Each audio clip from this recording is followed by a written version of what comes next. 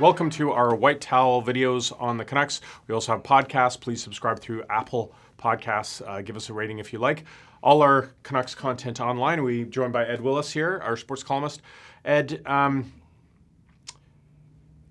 quite a different start to the season. Actually, it's not different. No. The Canucks have had good starts in the past, different. but it feels Yes, different. What's yeah. your impressions of the season so far? When I look at that team now, this is what jumps out at me. They've got NHL players at every position, through all four lines, through all three sets of defensemen, and through two goalies. And it's not like years past where you're sitting there, geez, maybe this is the year Marcus Granlund scores 25 goals, or maybe this is the year Jake establishes himself as a frontline forward, or maybe this is the year Ben Hutton is emerges as a top line defenseman.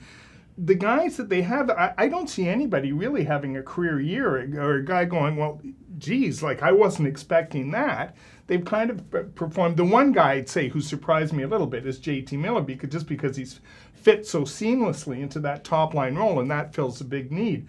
But I think that's the thing that really jumps out at me about this team, is it's kind of almost how you'd expect them to perform, and that's taking some getting used to. So it's funny, the criticism of the GM in this market, especially the money that he's doled out for some of the third and fourth liners. But when you look at it, it is that depth that has the team in the position it is, isn't it? Is it not? Guys like Tyler Myers have looked good. JT Miller, as you point out, I mean, obviously you can point to Louis Eriksson still in the press box with the money he's making. But the bottom line is this team hasn't needed Pettersson and Besser to be all-world stories to rack off to a good start. I can't recall a general manager who's completely reframed the perception of him the way Jim Benning has this year. Look, I know it's early days, and I know you always have to put that caveat out there with the Canucks. Yeah. This can still go a number of different ways, but from where Benning went to, I think heading into the draft and free agency this season versus where that team is now, it's night and day. He took a lot of criticism, and I think most of it was completely justified in this market.